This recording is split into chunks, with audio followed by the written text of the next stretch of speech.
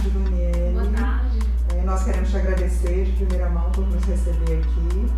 Nós somos, como você já bem conhece, que você faz parte da nossa trajetória, né? Te agradecemos por isso, pela sua rica contribuição na nossa trajetória. Nós somos acadêmicas, né, do curso de Psicologia, estudando Psicopatologia 2 com a professora Elaine, e estamos fazendo uma pesquisa para apresentar um trabalho sobre compulsão alimentar.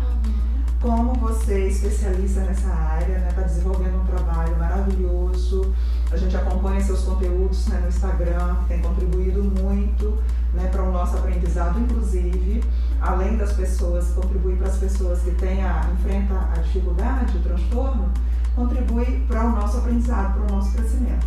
E estamos aqui, né, para te fazer algumas perguntas que irá contribuir, né, na nossa apresentação. E antes disso, queremos te dar a oportunidade para que você faça a sua apresentação, né, um breve histórico aí dessa sua trajetória que te trouxe até aqui, para o transtorno, né, para a questão da compulsão alimentar. Primeiro, agradecer vocês pela confiança, me emocionei com as suas palavras, né, principalmente por ter feito parte da trajetória de vocês, por ter percorrido esse caminho juntos aí, juntos, né. E como você mesmo disse, eu sou especialista em obesidade, transtornos alimentares e cirurgia bariátrica.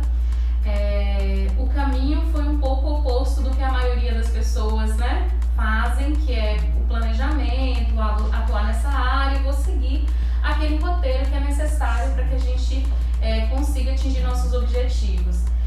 Desde que eu decidi, né, até mesmo um pouco antes, que iria atuar na psicologia clínica, quando eu fosse atuar como psicóloga clínica, eu queria trabalhar com uma área específica, né, um nicho específico.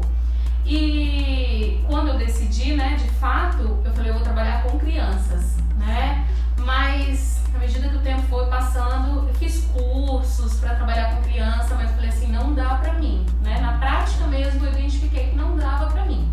Quem me conhece sabe que eu sou uma apaixonada por saúde mental, desde a época da faculdade, fiz especialização em saúde mental, ministrei a disciplina várias vezes durante os 7 anos que eu fiquei na faculdade, Psicopatologia 1 e 2. Gosto muito do psicodiagnóstico, né? Diz para nós o que é a compulsão alimentar e como identificá-la. Muitas pessoas que chegam para mim aqui no consultório, elas já chegam, né, se autodiagnosticando que tem compulsão alimentar. E não é, muitas vezes o que elas relatam como compulsão se trata de exageros ocasionais, que de certa forma acaba sendo normal. Todo mundo exagera de vez em quando com a comida. Mas a compulsão alimentar, o transtorno de compulsão alimentar, é um transtorno alimentar, como o próprio nome já diz, né? É um padrão comportamental de se relacionar com a comida, onde nesses episódios a pessoa ela consome uma grande quantidade de alimentos, a gente está falando de uma grande mesmo, em um curto espaço de tempo, aproximadamente 2 horas, uma quantidade que uma pessoa que não tem um transtorno não conseguiria comer. Ela não conseguiria comer, a gente está falando de 5.000, 6.000 calorias. As pessoas que têm esse transtorno, elas descrevem com uma sensação, né, uma falta de capacidade de escolher, de controlar aquilo que ela vai comer, né, e a quantidade que ela vai comer. Então muitas pessoas falam, eu tenho compulsão alimentar por doces.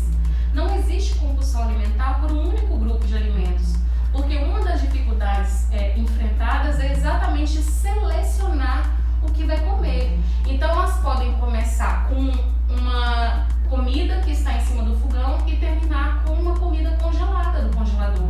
Tem pacientes que eles relatam que até comida do lixo eles pegam e comem. Então não é um simples exagero, né?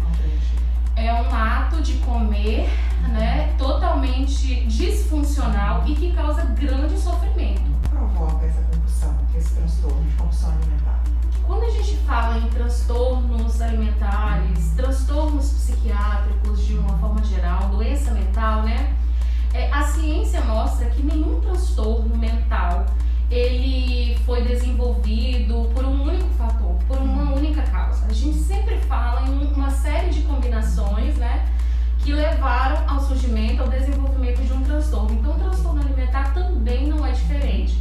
São fatores que a gente chama de fatores componentes genéticos e os eventos estressores, que a gente chama de fatores de risco.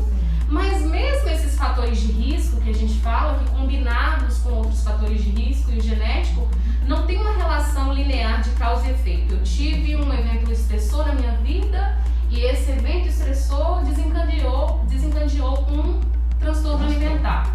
Por exemplo, nos transtornos alimentares propriamente dito, tem um componente genético, fator genético e esses fatores de risco que a gente chama de fatores estressantes.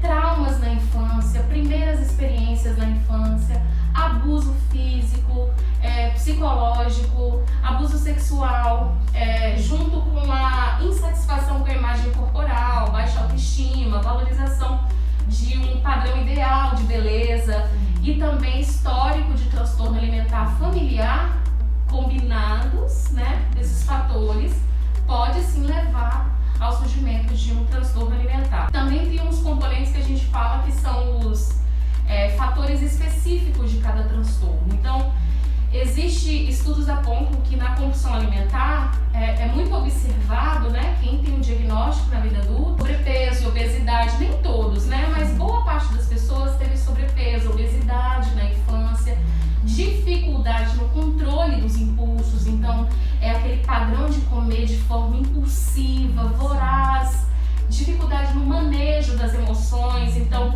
sempre buscando recorrer à comida, né, como forma de modular as emoções e sendo reforçado pelos familiares, né? Eu sempre falo isso, é algo cultural, né? Raspa o prato, tem que comer tudo. Você só vai levantar da mesa depois que você comer tudo. E a gente acaba fazendo com que a autorregulação da criança ela seja prejudicada. Ela está comendo não porque ela está saciada, que é o primeiro passo para ter uma relação de equilíbrio com a comida. Comer quando estiver com fome, parar quando estiver saciado, porque o nosso corpo ele é perfeito. A gente tem um mecanismo que é responsável pelo controle de fome e saciedade, que é incrível, só que a gente acaba perdendo durante a vida por questões sociais, por hábitos, por emoção, porque comida é prazer, né? E eu sempre falo que o prazer ele é uma das maiores forças que nos leva a agir. Então, comida é prazer. A gente nunca vai mudar isso. Não tem problema sentir prazer com a comida. O problema é quando nós somos controlados por ela, né? Então, todos esses fatores, né, familiares, de reforços ali, sendo reforçados ali no contexto, combinados, podem levar ao surgimento de um transtorno. Okay. Em que momento você indica o momento de pedir ajuda? Tanto para a pessoa, para o familiar, quem convive, observar, é a hora de pedir ajuda.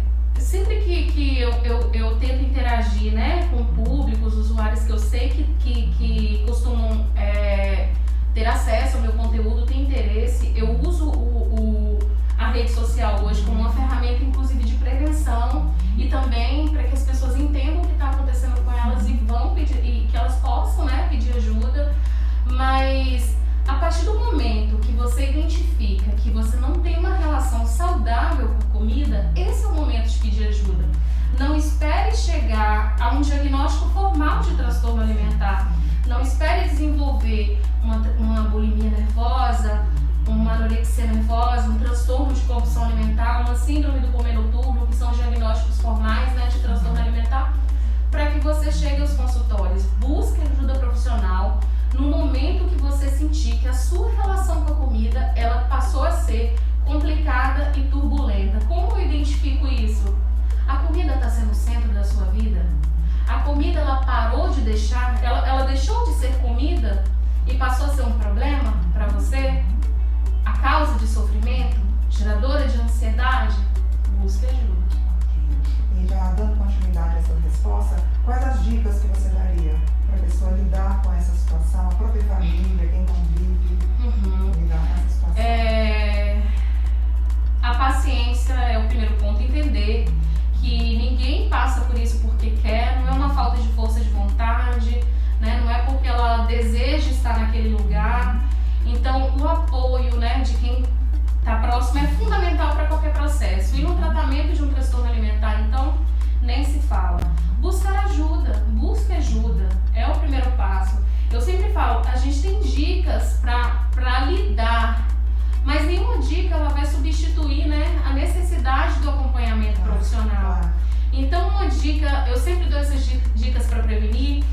Nem toda dieta ela leva um transtorno alimentar, mas todo transtorno alimentar ele começa com uma dieta restritiva. E na infância e adolescência, né, que a gente aprendeu o quê? Né, que se a criança, a adolescente, ela está com sobrepeso, precisa fazer o quê? Dieta, para prevenir obesidade. Só que hoje a ciência mostra que a forma mais eficaz de prevenir transtorno alimentar e obesidade na adolescência e na idade adulta é não fazendo dieta. Vânia, o que a gente faz? Melhorar os hábitos, melhorar questões que são culturais, né? Raspar o prato, come tudo que você ganha sobremesa. Então o adolescente ele vai comer tudo aquilo para poder ganhar depois um doce. O sistema vai ficar totalmente desregulado. A valorização do corpo ideal, do padrão ideal de beleza, enfim, aumentar a atividade física de todos os familiares, né? E melhorar a qualidade da alimentação, comer à mesa com os filhos, criança e adolescente, será muito mais eficaz para evitar transtorno alimentar e obesidade na vida adulta do que colocar o seu filho para fazer uma dieta restritiva. Excelente. E qual a relação que você vê da ansiedade com a compulsão alimentar?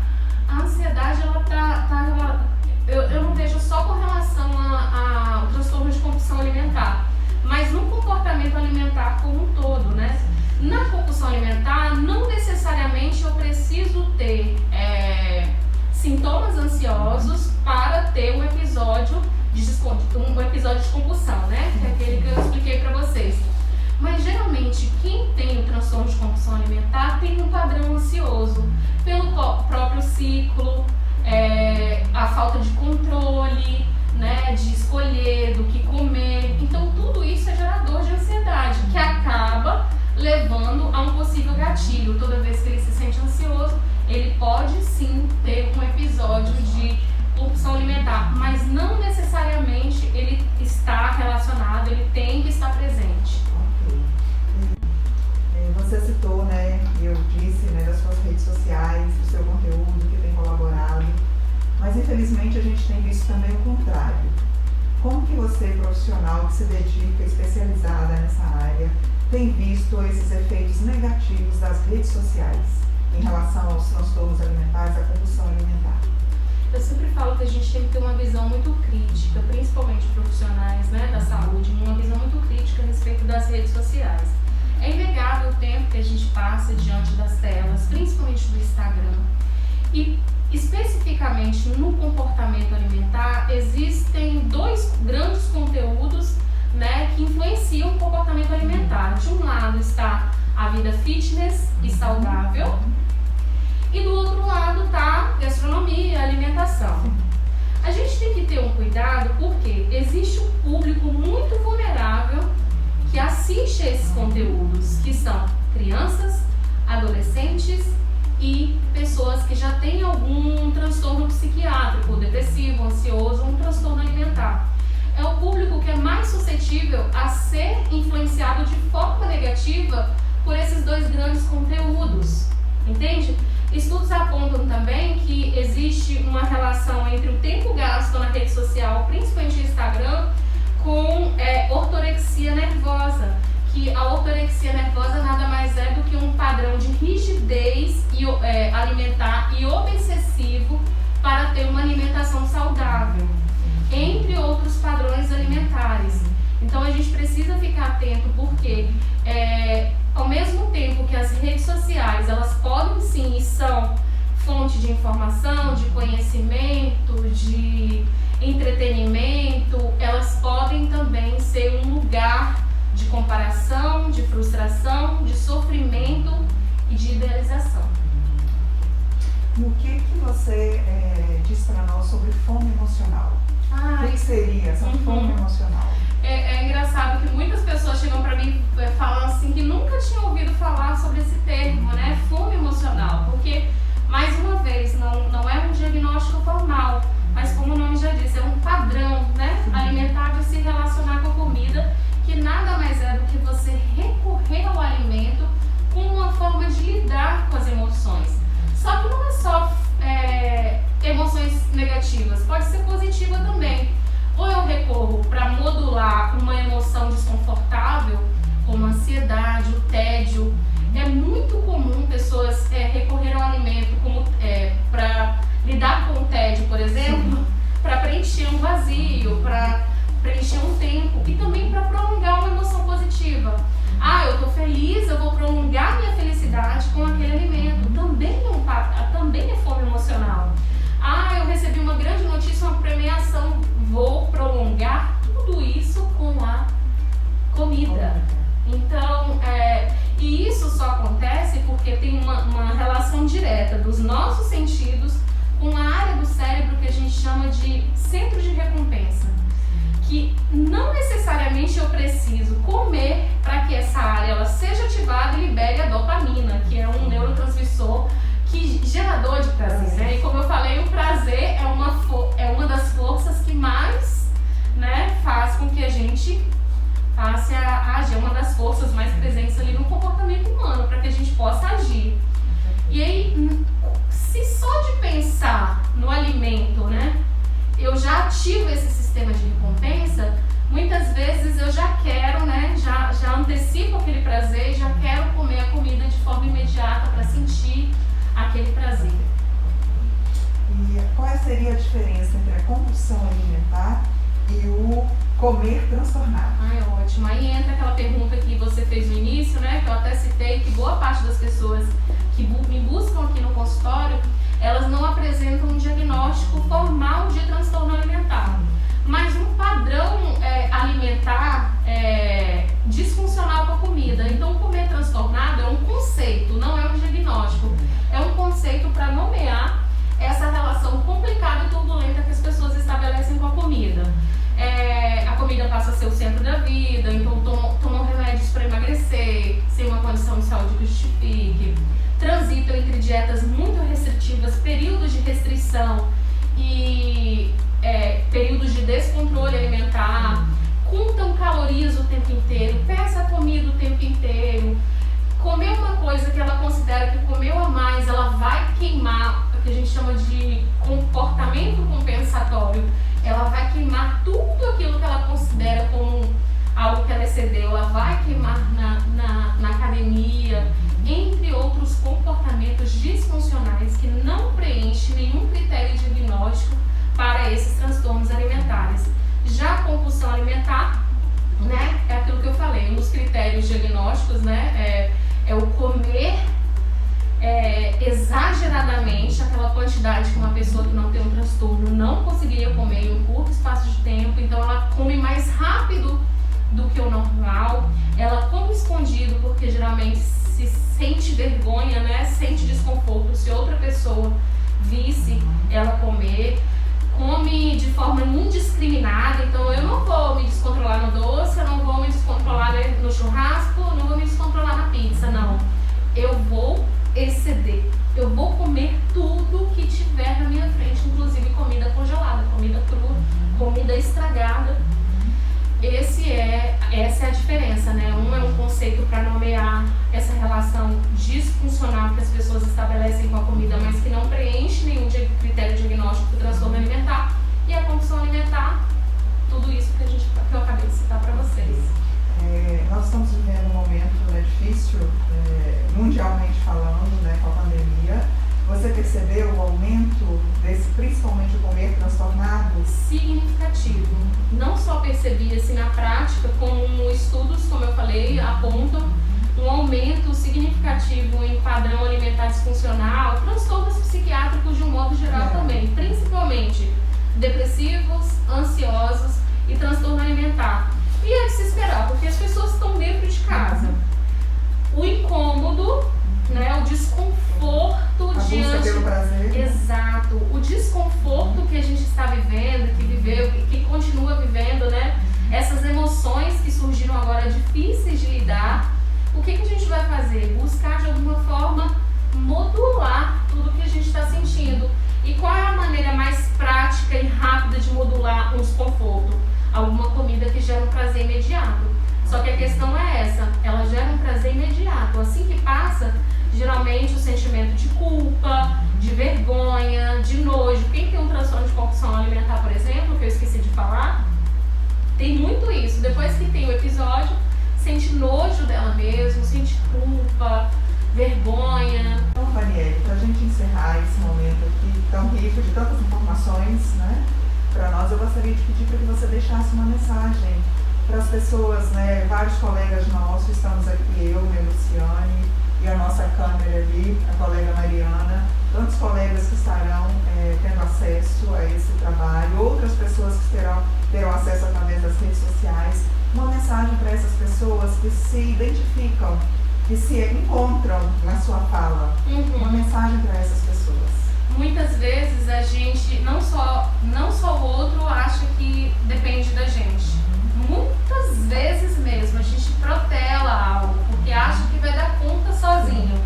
O tempo vai passando e a gente percebe que não dá conta de sair dessa situação sozinho. Então, buscar ajuda. O transtorno alimentar e a relação de desequilíbrio que estabelece com a comida e com o corpo sempre vai nos levar a acreditar que nós não estamos doentes, que nós não temos um problema. E nós estamos doentes, tem sim um problema ali que precisa ser tratado.